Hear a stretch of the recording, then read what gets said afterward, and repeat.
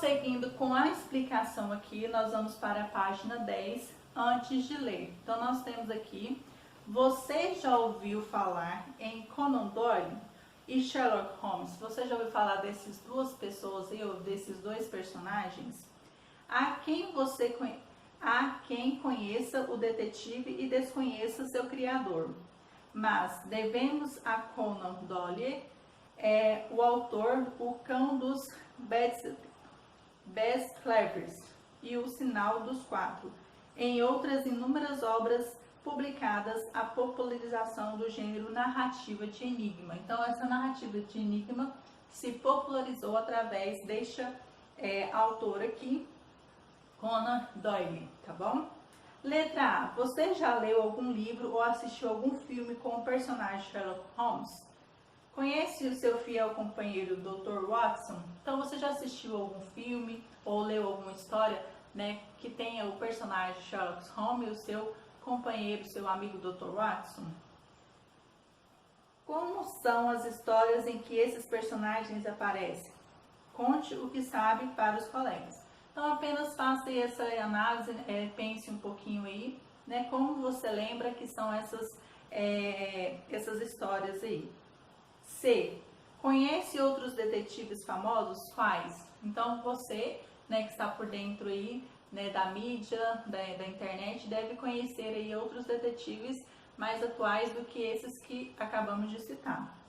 D. O título do texto que vamos ler, Escândalo na Boêmia, apresenta duas informações. Quais são elas? Então, você irá descobrir quais são essas informações a partir do momento em que fizerem a leitura aí, certo? Letra E.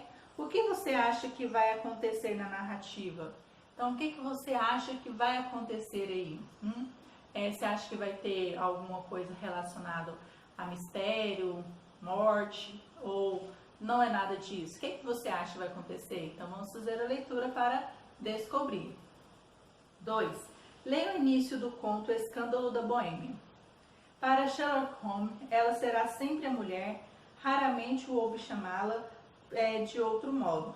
Aos seus olhos, ela obscurece todo o sexo feminino e predomina sobre ele. Não que Sherlock Holmes sentisse por Irene Adler qualquer emoção parecida com amor. Todas as emoções, e essa em particular, eram detestáveis à sua mente fria, precisa, mas admiravelmente equilibrada. Os 100 melhores contos de crime e mistérios da literatura, então Arthur Conan Doyle.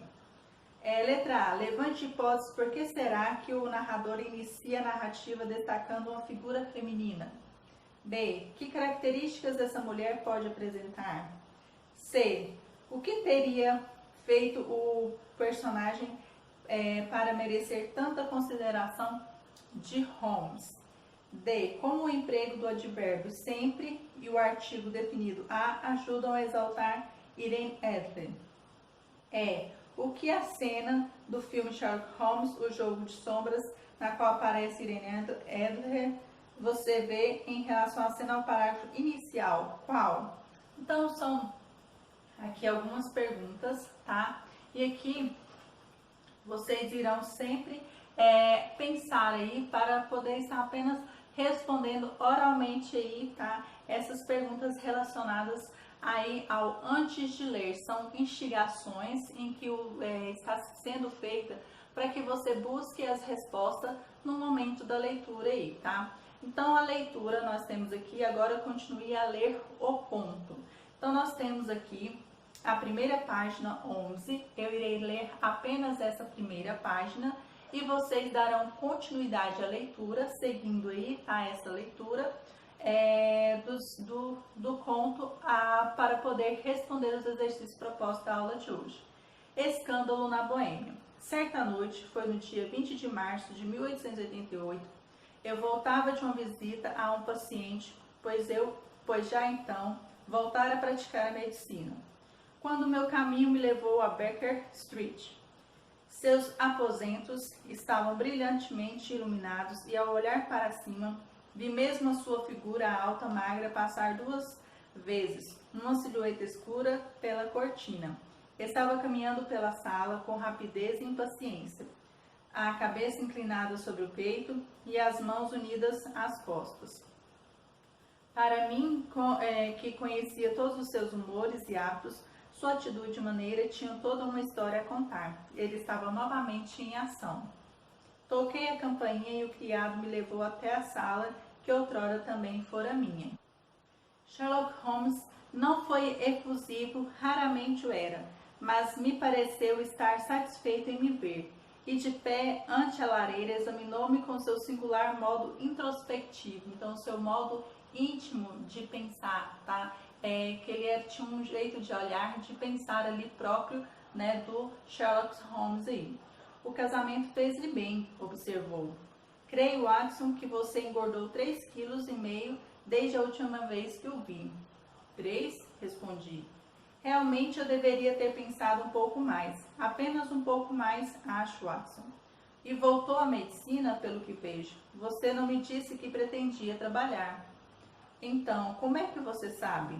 Eu vejo, eu deduzo. Como sei que você andou se molhando muito ultimamente e que tem uma empregada desajeitada e descuidada?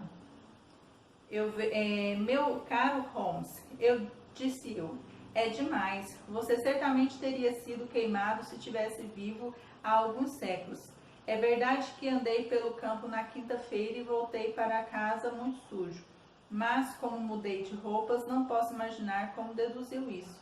Quanto a Mary Jane, ela é incorrigível e minha mulher já a despediu. Mas também nesse caso não entendo como você percebeu. Ele deu um sorrisinho e esfregou as longas e nervosas mãos. É a própria simplicidade.